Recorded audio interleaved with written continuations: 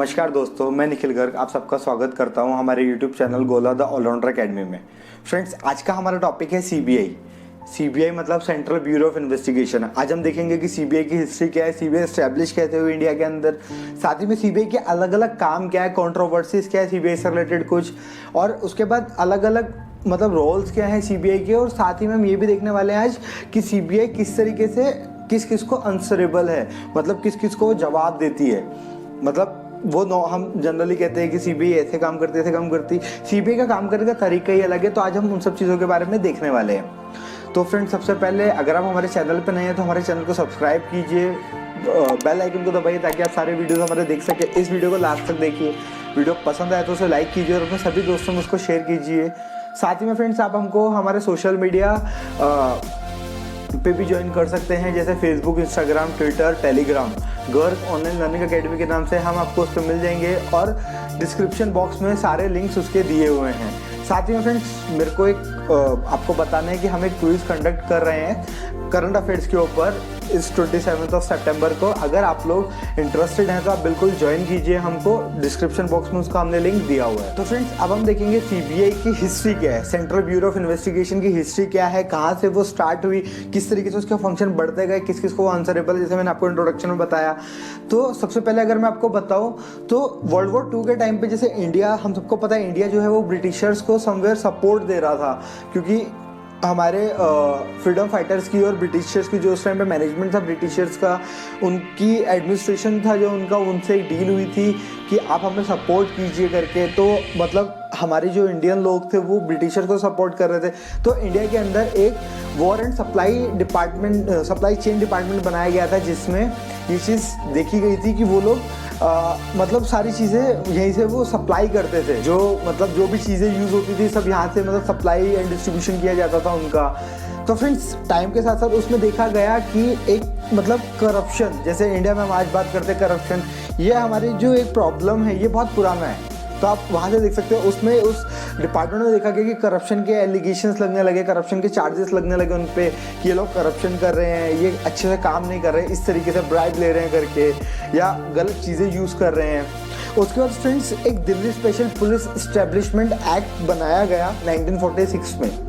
मतलब इस डिपार्टमेंट को ही उसमें स्पेशल दिल्ली पुलिस फोर्स में दिल्ली स्पेशल पुलिस एस्टेब्लिशमेंट में। उसके बाद friends, Delhi special police establishment act लाया गया 1946 में, और एक मतलब उसको एक्ट के तहत उसको इन्होंने एग्जीक्यूट करने स्टार्ट कर दिया, ताकि जो वो करप्शन के चार्जेस लग रहे थे, तो जो जैसे अगर एक एक्ट के हिसाब से चीज़ें चलेंगी तो हो सकता है चीज़ें नॉर्मल हो जाए।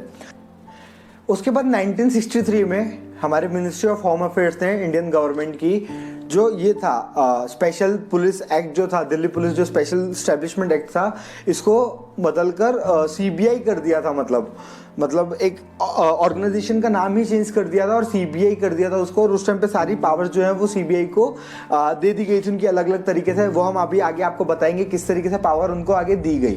अब आपको बताऊं कि जो इंडियन गवर्नमेंट है उन्होंने सीबीआई का नाम दिया। सीबीआई की फुल फॉर्म क्या है? Central bureau of investigation. तो फ्रेंड्स, जो एक स्टेट लिस्ट, यूनियन लिस्ट और एक कंकरेंट लिस्ट होती है, इसके बारे में हम एक और वीडियो आपको बनाएंगे। हम आपको उसके कंप्लीट बारे में बताएंगे कि लिस्ट क्या होती है। इन लिस्ट में वो चीज़ें आती है जो स्टेट के अंडर में, जैसे हम बोलते हैं कि सीबीआई वो सेंट्रल गवर्नमेंट के अंडर में आती है, पुलिस वो स्टेट के अंदर में आती है। अगर हम दिल्ली की बात करें तो दिल्ली की जो पुलिस है सेंट्रल अंडर में आती है। तो जो पावर से बाइफर्केशन हुआ कैसे है वो सब इन लिस्ट के अंदर लिखा हुआ है। इस लिस्ट के ऊपर भी हम एक वीडियो बनाएंगे, आपको बताएंगे कि किस तरीके से लिस्ट काम करती हैं, और जो यूनियन गवर्नमेंट होती है, सेंट्रल गवर्नमेंट होती है, जो स्टेट की गवर्नमेंट होती है, उनमें जो चीज़ें बटी होती है वो किस तरीके से बटी होती है। हम इसके ऊपर आपको एक अलग से वीडियो बनाएंगे और आपको बताएंगे कि कैसे है। लेकिन अगर अभी एक छोटा सा वो लेना रहे तो जो पुलिस होती है वो स्टेट लिस्ट का पार्ट होता है। मतलब जो स्टेट की गवर्नमेंट होती है किसी भी स्टेट की, जैसे महाराष्ट्र है, उत्तर प्रदेश है, बिहार है, हरियाणा है, पंजाब है, इनका एक जो गवर्नमेंट है उनका एक होम मिनिस्ट्री की अलग से होती है, और उनके अंडर में जो है वो पुलिस आती है। मतलब पुलिस के काम क्या है? या तो एक क्राइम को रोकना, या क्राइम होने के बाद उसकी पूरी मतलब इन्वेस्टिगेशन करना। तो अब यहाँ पर कुछ एक कंट्रोवर्सीज क्रिएट होने लगी कि सीबीआई ऐसे कैसे काम कर सकती है जब ये पर्टिकुलर जो काम है किसी को दिया गया है।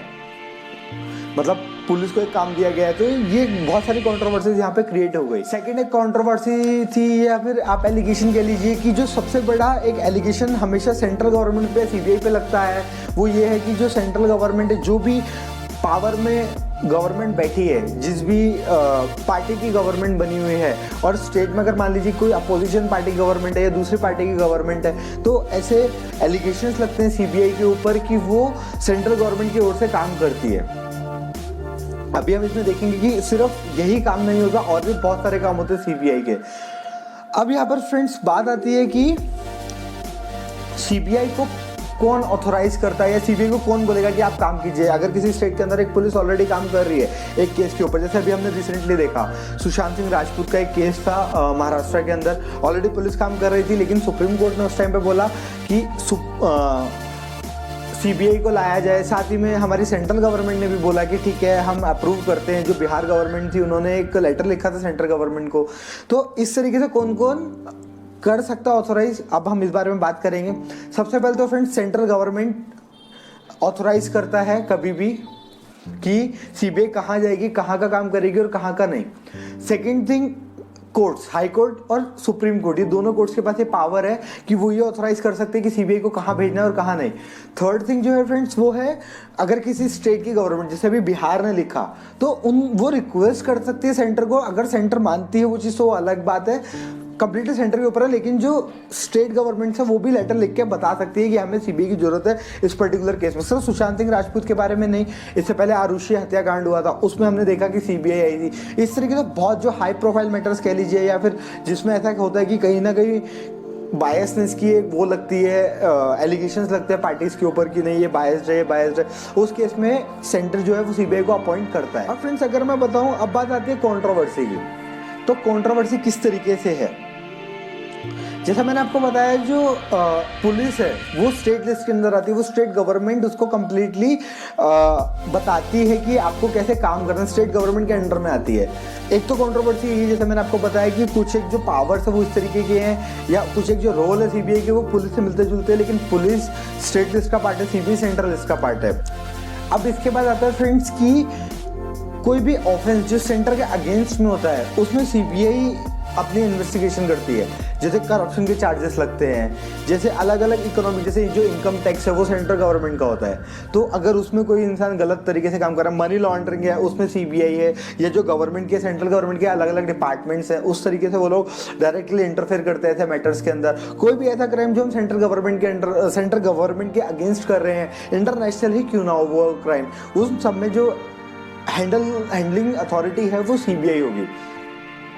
क्योंकि जो होम मिनिस्ट्री है सेंट्रल गवर्नमेंट की, वो इन चीज़ों को ऑथोराइज करती है कि आप काम कीजिए आगे। उन्होंने ऑथोराइज किया है इन एजेंसीज को, जैसे सीबीआई है, आपने अभी ईडी का नाम सुना होगा, और भी अलग अलग तरीके की एंटी करप्शन ब्यूरो होता है, और भी अलग अलग तरीके के से ब्रांचेज होती है सेंट्रल गवर्नमेंट की। तो सीबीआई बहुत अहम रोल प्ले करती है।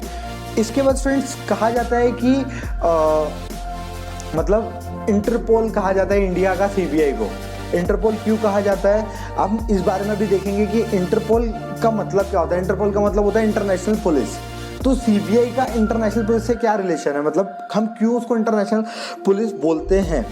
तो एक आईसीपीओ बनाया गया था, इंटरनेशनल क्राइम पुलिस ऑर्गेनाइजेशन करके। इसका काम होता है कि अगर दो देश है, मान लीजिए एक देश से जो एक इंसान भाग रहा है वो दूसरे देश में चला गया, तो आईसीपीओ इसलिए बनाया गया था ताकि असिस्ट कर सके, जो इंटरपोल है, जो इंटरनेशनल पुलिस है किसी भी स्टेट की, उसको असिस्ट कर सके। अगर इंडिया का कोई क्रिमिनल बाहर चला गया है और सामने वाली कंट्री भी आईसीपीओ की मेंबर है, तो वो मतलब कोऑर्डिनेट करेगी हमारे इंडियन गवर्नमेंट के साथ। लेकिन वहाँ पर एक चीज़ आती है कि कौन रिप्रेजेंट करेगा इंडियन गवर्नमेंट को। ऐसा तो है नहीं कि जो हमारे प्राइम मिनिस्टर हो खुद जाके मतलब 1 to 1 बातें करेंगे, नहीं।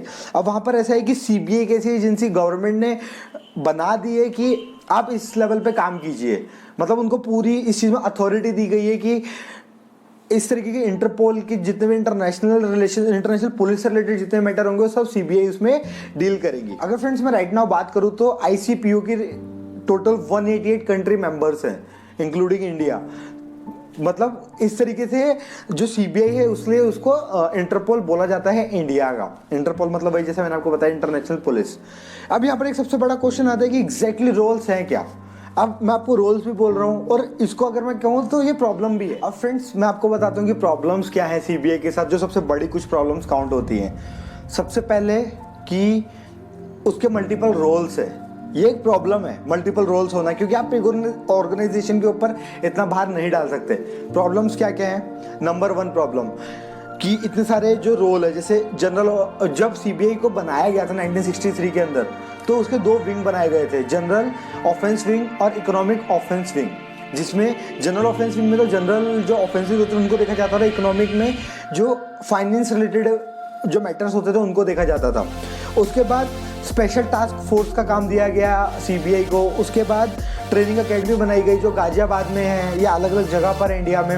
उसके बाद forensic division, directorate of prosecution, उसके जैसे मैंने आपको बताया इंटरपोल का काम, जैसे और किसी स्टेट में अगर कोई मैटर हो जाता है तो वहाँ पर भी वो भेज सकते हैं सीबीआई को, जैसा सुशांत सिंह राजपूत के केस में देखा या फिर हमने आरुषि तलवार के केस में देखा था कि सीबीआई को अपॉइंट किया जाता है। सीबीआई को मतलब बोला जाता है कि आप जाके वहाँ पर इन्वेस्टिगेशन कीजिए सेंट्रल गवर्नमेंट द्वारा। उसके बाद आता है फ्रेंड्स प्रॉब्लम नंबर 2 क्या है? प्रॉब्लम नंबर 2 है मल्टीपल आंसरेबिलिटी। आपको बहुत सारे डिपार्टमेंट्स को, अलग अलग डिपार्टमेंट्स को आपको आंसर करना है। जैसे मतलब अलग अलग डिपार्टमेंट्स को आंसर करना मतलब अलग अलग डिपार्टमेंट्स, जैसे डीओपीटी है, department of person and training. अब इसका काम क्या है? ये बजट असाइन करती है सीबीआई का कि कितना बजट अलॉट करना है गवर्नमेंट की तरफ से, सब कुछ डीओपीटी देखता है। सेकंड आता है friends ministry of home affairs, MHA, जो कैडर होते हैं, मतलब टोटली जो अपॉइंटमेंट्स होती हैं या फिर किस तरीके से इनको काम करवाना। जैसे मैंने आपको पता इसका एस्टेब्लिशमेंट ही 1963 में एमएचए ने किया था। थर्ड नंबर पे आता है ministry of law and justice. अब जैसे सीबीआई का कोई मैटर है, सीबीआई को रिप्रेजेंट कौन करेगा? वो स्टेट के मैटर में अगर पुलिस की इन्वेस्टिगेशन कर रही है तो उस केस में पब्लिक प्रोसिक्यूटर्स को लाया जाता है। तो अब यहाँ पर बात आती है कि कौन रिप्रेजेंट करेगा सीबीआई को कोर्ट के अंदर, तो वहाँ पर जो है ministry of law and justice lawyers appoint करती है सीबीआई के लिए। फोर्थ आता है यूपीएससी, जो मतलब हायर रैंक ऑफिशियल्स होते हैं जो यूपीएससी के थ्रू आते हैं, जैसे आईपीएस बनते हैं, आईएएस बनते हैं, मेनली आईपीएस जो रहते हैं वो इनको ज्वाइन करते हैं, मतलब जो हायर रैंक्स होती है। तो उसमें भी एक चीज़ देखी जाती है कि किस तरीके से मतलब यूपीएससी किस तरीके से अपॉइंट कर रहा है। तो यहाँ पर ये अलग अलग 4 डिपार्टमेंट्स हैं, ये चारों को आंसरेबल है समवेयर सीबीआई। तो एक ये सबसे बड़ा प्रॉब्लम है इसके साथ। उसके बाद फ्रेंड्स ये तो बात हुई कि सीबीआई काम कैसे करती है, रोल क्या है, आंसरेबल किस किस को है। अब यहाँ पर एक जो सबसे बड़ा पंगा हुआ या आप कह लीजिए नॉर्मल कि सीबीआई को पपेट कहा जाता था। मतलब एक केस में केश पैरेट कहा गया था उसको 1997 में, एक सुप्रीम कोर्ट में केस था तो उसमें केश पैरेट भी कहा गया था। उसमें क्या होता था कि जो मतलब कोई भी डायरेक्टर पोस्ट का जो इंसान है या कोई भी हायर हो, वो सेंट्रल गवर्नमेंट अपने हिसाब से अपॉइंट करती थी और अगर वो सेंट्रल गवर्नमेंट के अगेंस्ट जा रहा तो उसको कभी भी चेंज कर दिया जाता था। तो वहाँ पर 1997 में सुप्रीम कोर्ट ने एक जजमेंट दिया कि सबसे पहले तो इसको आप डिफाइन कीजिए, मतलब इसको एक परमानेंट कीजिए कि जो एक डायरेक्टर होगा वो मिनिमम 2 साल के लिए उसको रिक्रूट किया जाएगा। अब बात आती है फ्रेंड्स रिक्रूटमेंट ऑफ डायरेक्टर की सीबीआई में। डायरेक्टर जो रहता है वो बॉस है, मतलब उस सीबीआई का हेड है, उस पूरी ऑर्गेनाइजेशन का हेड है जो डायरेक्टर होगा इस ऑर्गेनाइजेशन के अंदर। तो अब यहाँ पर फ्रेंड्स बात आती है कि डायरेक्टर इतना इंपॉर्टेंट क्यों है। अभी बीच में या पहले मतलब 1997 से अगर मैं पहले की बात करूँ तो उसको पपेट कहा जाता था सेंट्रल गवर्नमेंट का सीबीआई को, और केश पैरेट भी कहा जाता था क्योंकि जो डायरेक्टर होता था गवर्नमेंट उसको अपने हिसाब से काम करवाती थी, हर चीज़ अपने हिसाब से करवाती थी। लेकिन एक टाइम के बाद जब बहुत ज़्यादा हो गया तो एक केस गया था सुप्रीम कोर्ट में 1997 के आसपास। उसमें जो जजमेंट आया था उसमें सुप्रीम कोर्ट ने ये बोला था कि एक जो डायरेक्टर होगा वो मिनिमम 2 साल के लिए अपॉइंट होगा, मैक्सिमम मतलब जितना भी वो सेंट्रल गवर्नमेंट की डिस्क्रिशनरी है, लेकिन मिनिमम वो 2 साल के लिए मतलब अपॉइंट होगा। और जब वो अपॉइंट होगा उसके भी कुछ क्राइटेरिया फिक्स किए गए कि उसको अपॉइंट कौन करेगा, एक कमेटी बनाई गई। तो वो कमेटी किस तरीके से और डायरेक्टर को रिक्रूट कैसे किया जा रहा है वो हम उस सब के बारे में भी देखेंगे। सबसे पहले आता है फ्रेंड्स एमएचए अपनी एक लिस्ट प्रिपेयर करेगा, मिनिस्ट्री ऑफ होम अफेयर्स एक लिस्ट प्रिपेयर करेगी कैसे लोगों की। सबसे पहला क्राइटेरिया है कि वो मैन ऑफ इंटीग्रिटी होना चाहिए, मतलब उसके ऊपर कोई करप्शन चार्जेस नहीं होने चाहिए, कोई बायसनेस का चार्ज नहीं होना चाहिए, किसी भी ऐसे तरीके का चार्ज नहीं होना चाहिए जब तक वो डायरेक्टर के लिए अपॉइंट किया जा रहा है। सेकंड आता है फ्रेंड्स सीनियोरिटी, कि कितने टाइम से वो इंसान मतलब कितना सीनियर है वो सब में। थर्ड आता है कि एक्सपर्टीज या जिसको हम कहते हैं एक्सपीरियंस, कि एक एक्सपीरियंस, मतलब जब इन्वेस्टिगेशन के लिए जाते हैं अलग अलग जगह पे, तो उस इंसान को एक्सपीरियंस कितना है। तो इन 3 क्राइटेरिया में जो भी इंसान फिट बैठेगा उसकी लिस्ट तैयार करेगी वैसे वैसे लोगों की सीबीआई। उसके बाद वो जो लिस्ट है वो डीओपीटी में जाएगी, जैसे मैंने आपको बताया department of personal and training. फिर डीओपीटी उसको रिकंसिडर करेगा लिस्ट को। अगर उसको लगता है कि हाँ हमें ये आगे भेजनी चाहिए तो वो आगे भेज देगा। अगर उसको लगता है हमें आगे ये नहीं भेजनी चाहिए तो वो उसमें कुछ चेंजेस भी कर सकता है। उसके स्टूडेंट्स वो जाती है लोकपाल सर्च कमेटी को। अब यहाँ पर बात आती है लोकपाल सर्च कमेटी है क्या। लोकपाल सर्च कमेटी 3 लोगों की कमेटी है, जिसमें जो प्राइम मिनिस्टर ऑफ इंडिया होंगे वो चेयरमैन होंगे उस कमेटी के, चीफ जस्टिस ऑफ इंडिया उसके जुडिशरी मेंबर होंगे, और जो अपोजिशन पार्टी का जो भी लीडर होगा लोकसभा में वो उस पार्टी का मेंबर होगा तीसरा। तो इस तरीके से इसको बनाया गया। 2014 में एक प्रॉब्लम ये हुई थी 14 में कि जब गवर्नमेंट चुन के आई थी, बीजेपी गवर्नमेंट जब आई थी उस टाइम पर कोई अपोजिशन था ही नहीं।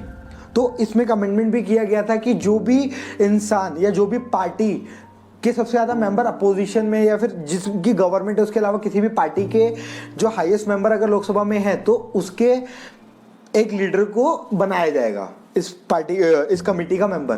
तो इस तरीके से कंप्लीट ये सीबीआई की बात थी कि सीबीआई काम कैसे करती है, सीबीआई को क्यों केज पैरेट कहा जाता है, कौन कौन उसको अपॉइंट कर सकता है या कौन उसको ऑथोराइज करता है काम करने के लिए। तो फ्रेंड्स ये था आज का हमारा टॉपिक सीबीआई के ऊपर। मैं आशा करता हूँ आपको ये टॉपिक पसंद आया होगा। अगर आपको हमारा वीडियो पसंद आया तो उसको लाइक और शेयर जरूर कीजिए हमारे। अगर आप चैनल पे नए हैं तो आप चैनल को सब्सक्राइब जरूर कीजिए हमारे। बाकी आपको मैंने बताया कि आप हमें सोशल मीडिया पे भी फॉलो कर सकते हैं गर्ग ऑनलाइन लर्निंग अकेडमी के नाम से। ट्विटर, फेसबुक, टेलीग्राम, इंस्टाग्राम पे हम आपको मिल जाएंगे। साथ ही में फ्रेंड्स मैंने आपको इसे स्टार्टिंग में भी बताया कि हम एक क्विज कंडक्ट कर रहे हैं। करंट अफेयर्स उसका टॉपिक है, 27 सितंबर को वो लिया जाएगा टेलीग्राम के ऊपर। अगर आप लोग इंटरेस्टेड हैं तो आप प्लीज़ हमें ज्वाइन कीजिए। उसमें जो लिंक है उसका वो डिस्क्रिप्शन बॉक्स में दिया हुआ है। Thank you friends.